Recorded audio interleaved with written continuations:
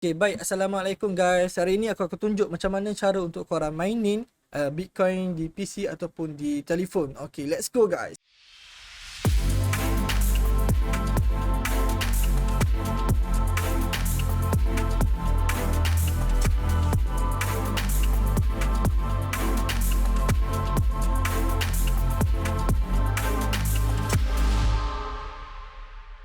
Untuk korang mining ataupun untuk korang lombon mana-mana mata wang digital ni, dia ada dua cara lah yang korang boleh buat. Pertama ialah dengan korang membeli ataupun korang membuat mining rig daripada beberapa ketul graphic card.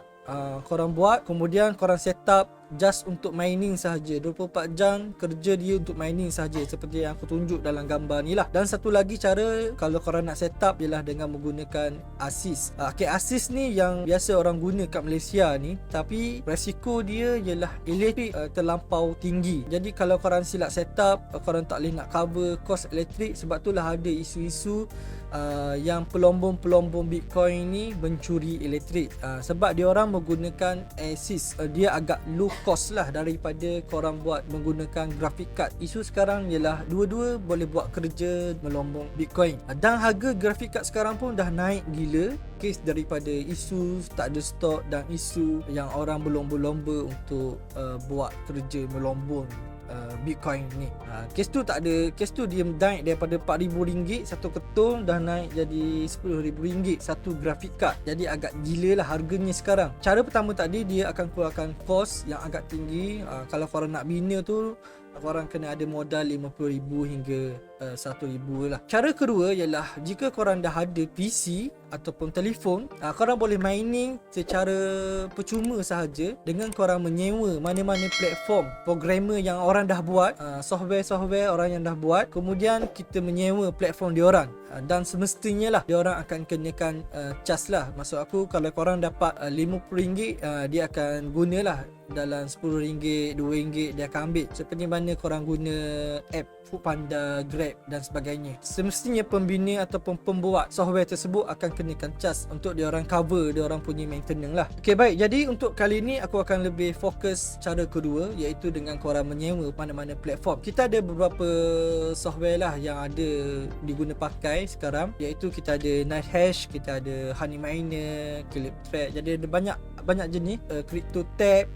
Okay, aku akan fokus satu-satu. Jika korang dah ada PC kat rumah, maksud aku korang dah ada graphic card 1060 ke atas, 2000 siri ataupun 3000 series, 3080 ke mana-mana graphic card lah, asalkan 1060 ke atas. Jadi korang boleh buat step ni. Yang pertama ialah korang menggunakan NiceHash. Yang ni adalah software NiceHash. Kemudian korang boleh pakai Honey Miner. Yang ni terpulang mana-mana yang korang nak pakai. Yang ni adalah Honey Miner. Jika korang nak buat kat PC ni, dia boleh pakai satu platform sahaja. Maksudnya boleh pakai satu software sahaja. Korang tak boleh nak pakai Honey Miner dengan NiceHash sekaligus, tak boleh. Sebab dia run berdasarkan korang punya graphic card. Maksudnya kalau korang ada satu graphic card, dia boleh run satu graphic card sahaja. Okay, sekarang aku tak pakai Honey Miner, sekarang aku pakai NiceHash. Jadi aku pangkah dulu yang ni. Okay, kita ada dulu banyak lagi software-software lain. Kita ada CryptoTab, ada banyak lah. Sekarang dah ada banyak platform. Terpulang kepada korang nak guna yang mana satu. Okay, aku akan ajar dulu cara menggunakan NiceHash. Yang ni korang install dulu.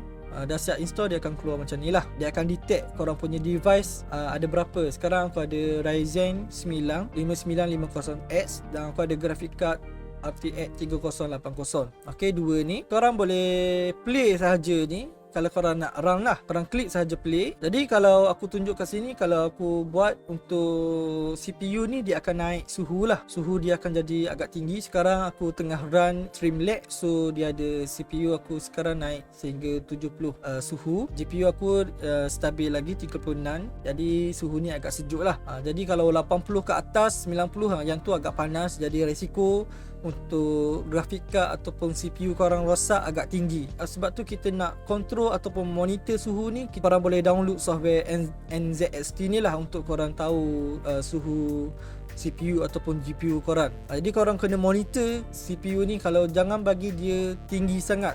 Sebab lagi tinggi, lagi panas barang tu, lagi cepat dia rosak. Okay, so kat sini aku ada RTX 3080. Kalau korang nak mining, korang just klik sahaja play dan dia akan keluar coding macam ni lah. Korang boleh tengok ya, suhu dia naik daripada 38 tadi naik 47, dan dia boleh naik sehingga 60. Kalau aku lah 60 temperature, aku ada 60 MHz per second.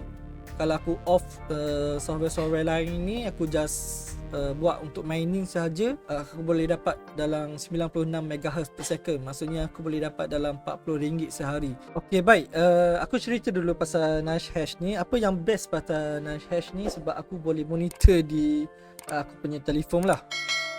Kalau korang tengok kat sini, dia sama macam aku set up tadi kat PC. Dia boleh link dengan telefon, jadi aku boleh tahulah. Sekarang aku tengah off aku punya rig, jadi dia tak run sekarang ni. Bitcoin aku tak run, tak mining. Tapi aku boleh tunjuk kat sini lah, history. Okay, jadi ni adalah story aku yang aku buat di PC, dan aku dapat lebih kurang RM40 sehari. Kalau korang tengok kat sini, dia mining setiap 3 jam. Okay, 3 jam dia akan masuk e-wallet. Setiap 3 jam dia baru akan masuk e-wallet. Dia mining dulu 3 jam, dia akan masuk, dia akan transfer lebih kurang RM7 ni lah. RM8 ni dia akan masuk. Tengok ke sini, 22, yang ni hari ni lah. Kemudian semalam aku dapat, yang ni 20 April, 19 April. Kau boleh tengok kat sini ya. Dia akan masukkan dulu Bitcoin tersebut dalam e-wallet NashHash. Jadi sebenarnya tak selamat jika korang simpan kat sini. Okay? Sebenarnya tak selamat lagi kalau korang simpan kat NashHash punya e-wallet. Sebab NashHash ni dia ada isu sebenarnya sebelum harga Bitcoin naik 250,000 hari tu, dia ada isu NashHash ni kena hack. Lebih kurang 5,000 Bitcoin yang dihack di NashHash. So agak bahayalah. Jadi kat sini aku akan tunjuklah cara macam mana korang nak withdraw daripada e-wallet NashHash masuk ke dalam e-wallet Luno ataupun mana-mana e-wallet yang korang nak simpang lah. Jadi kat sini aku punya activity Bitcoin aku yang aku buat menggunakan NashHash dengan menggunakan RTX 3080. Ni di PC aku lah. Okay, baik. Yang ni yang mining. Yang ni mining yang aku tunjuk tadi, sama je. Sebelum ni pun aku dah banyak kali withdraw sebenarnya. Kalau korang pakai NashHash ni, sebenarnya dia boleh check lah, korang punya graphic card tu boleh buat berapa ringgit sehari. Korang boleh check di website. Korang boleh check di website, dia adakan tulis calculator ni. Mining rate ni korang pilih lah grafik card berapa yang korang pakai, dan dia akan kira berapa anggaran yang korang akan dapat satu bulan jika korang menggunakan diorang punya platform.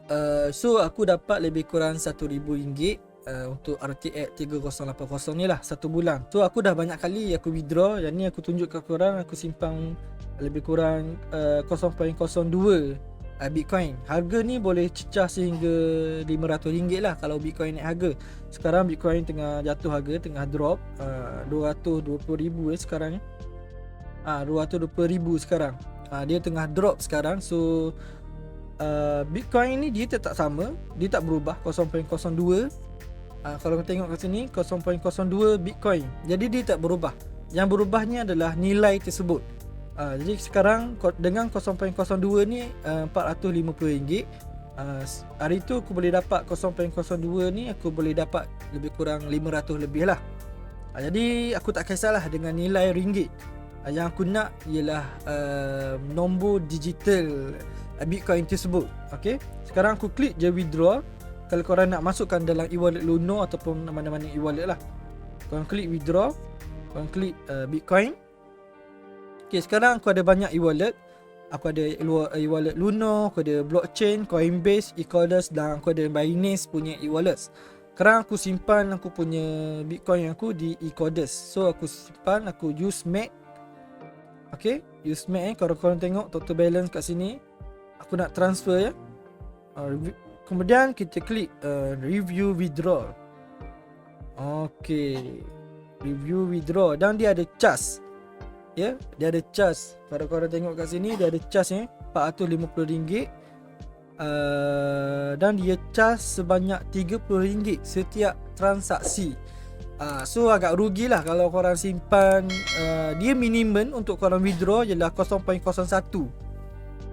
Minimum withdraw daripada NashHash ni. korang tak boleh withdraw bawah daripada tu. Korang kena kumpul dulu sehingga 0.01 Bitcoin dalam Nash Hash baru korang boleh withdraw. Sekarang aku ada 0.02, so aku boleh keluarkan lah. Dia lebih kurang RM250. Korang simpan dalam Nash Hash, korang mining, baru korang boleh withdraw ke mana-mana e-wallet lah. Sekarang aku nak withdraw dan dia charge RM30 setiap transaksi. Jadi rugilah kalau korang banyak keluar duit, dia akan charge dengan nilai yang sama lah. Sebab tu aku kalau boleh aku simpan dulu sampai RM1,000 baru aku akan keluarkan lah.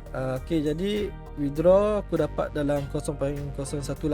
Nampak kat bawah ni dia ada tulis aku dapat dari 0.018. Jadi aku rugi banyak jugalah, RM30 aku rugi Bitcoin. Ni aku tunjuk ke korang. Jadi aku withdraw dulu. Sekejap saja withdraw dulu. Pending, dia status pending.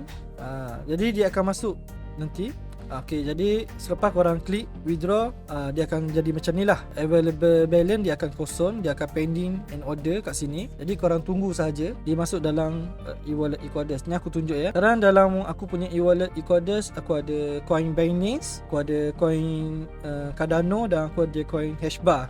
BTC aku ada kosong sekarang ni Nanti dia akan masuk kat sini lah. Kalau korang tengok kat sini, dia akan masuk kat sini lah. Jadi korang tunggu saja dia masuk. Dia tak lama. Kalau korang pakai Nash Hash ni, dia tak lama. Dia dalam 10 hingga 30 minit saja dia dah siap transfer. Agak laju lah. Sebab kalau korang tengok kat ni histori aku, okay, kalau korang tengok kat sini histori aku sebelum-sebelum ni pun aku dah banyak kali transfer. Yang ni daripada Nash Hash ni lah. Kalau korang tengok RM224, RM229. Yang ni daripada Nash Hash. Aku suka pakai Equodus ni sebab aku boleh exchange aku punya mana-mana mata wang yang aku nak lah daripada Bitcoin. Aku nak exchange, aku nak beli coin Dogecoin, aku boleh beli kat sini. So kalau korang nak pakai Equodus, sangat mudah untuk korang tukar ataupun korang nak swap mana-mana mata wang digital lah. Korang boleh pakai Equodus ni, sangat mudah, sangat simple. Jadi aku tunjuk kat sini, Equodus ni sangat mudah dan software dia ni lebih fokus untuk korang swap ataupun korang nak exchange korang punya Bitcoin itulah kepada mana-mana mata wang lain. Contoh korang nak beli Dogecoin, korang boleh beli kat sini. Tapi menggunakan korang punya Bitcoin lah. Contoh korang boleh klik kat sini, exchange dot daripada Bitcoin ke dot. Okay, tapi dia ada minimum lah. Contoh minimum dia nak RM340. Dia tak boleh rendah daripada tu.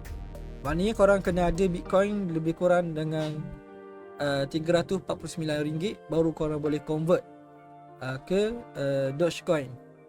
Okay, dia sama je mana-mana coin yang korang nak. Contoh korang nak beli Uniswap, yang ni tak ada kat Luno. Sebab tu app ni dia ada kelebihan masing-masing lah. Dan dia, kalau korang swap kat sini, kalau aku nak swap WeChain kat sini, dia ada RM300. Kalau korang nak swap kat sini, dia agak mahal lah. Sebab dia charge fee tu agak mahal. Sebab tu ramai yang lebih prefer guna Binance. Tapi aku guna Equodus sebab dia simple. Aku tak nak serabut kepala. Okay, baik, sekarang dah masuk. Kalau korang tengok kat sini, dia dah kosong kat sini, dia dah clear kat sini. Maksudnya dia dah transfer, dah berjaya complete ya. Tadi 0.02 ada fee sikit RM30. Sekarang aku dapat 0.0189. Aku masuk ke account Equodus. Okay, kalau korang tengok kat sini, okay, dia masuk kat sini ya. Tadi aku transfer, dia masuk kat sini. Hari ni today 22 April, hari ni pukul 2 petang tadi, lebih kurang 1.46 petang tadi, RM421. Sebenarnya aku ada RM450. Dia ada cukai tadi sikit RM30. Jadi aku dapat masuk RM430. Yang ini daripada Nash Hash lah, punya software yang aku mining di PC menggunakan grafik card RTX 3080. So lepas tu kalau korang nak guna Equodus ni, okay, aku suka simpan kat sini sebab aku boleh trade, aku boleh swap dengan coin yang aku nak. Contoh aku nak WeChain, aku nak pakai WeChain, aku nak simpan coin WeChain ni, exchange. Kita ada minimum ya, nampak tak? Minimum RM349. Okay, jadi aku dah berjaya transfer daripada Nash Hash ke aku punya e-wallet lah. Dan sekarang ni benda tu aku mining secara cuma lah menggunakan PC. Yang tu adalah cara untuk korang mining menggunakan PC. So video depan ni aku akan tunjuk macam mana cara untuk korang mining menggunakan korang punya telefon. Juga cara percuma lah, tak ada bayaran. Okay, jika korang ada apa-apa nak tanya soalan, korang boleh tinggalkan di ruang komen. Kita bertemu kembali untuk next video. Bye bye.